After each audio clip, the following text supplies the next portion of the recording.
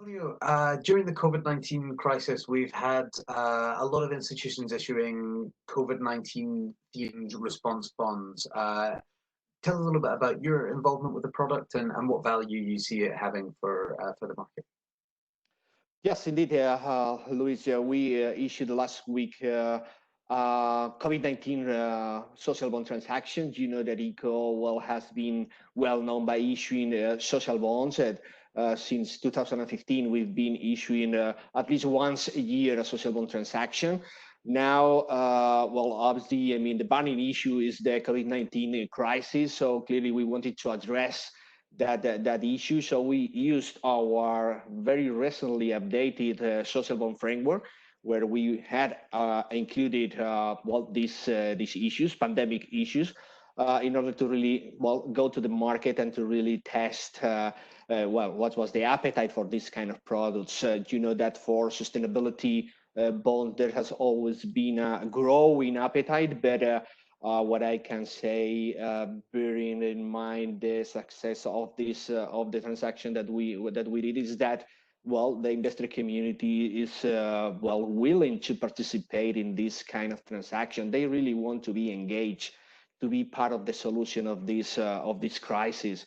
So yes, we issued a 4-year, 500 million COVID-19 social bond transaction, 7 times oversubscribed. A really nice diversification in the book. So I mean, there's everything is good. I mean, about this transaction. So yeah, we are very happy with the outcome, and really check that the investor community is fully engaged in this kind of products. And how have you changed your funding strategy to deal with the additional turbulence or different funding needs that have arisen as a result of the coronavirus pandemic?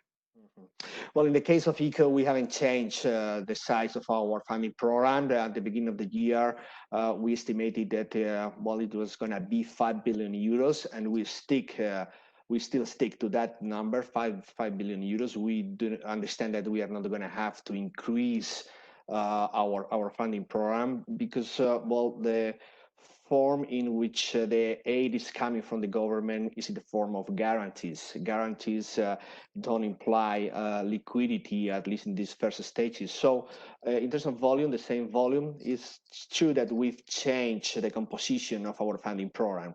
We've resorted more to bilateral loans from the European Investment Bank, from the Council of Europe. We've also resorted to some of the facilities that the European Central Bank has put in place, for instance, the TLTRO III. Obviously, apart from that, we will be tapping the market. As I said earlier, we recently did our COVID-19 social bond transaction, and we expect for the second half of the year to do another 500 million, in this case, green bond transaction. So no changes in volume, but changes in the composition.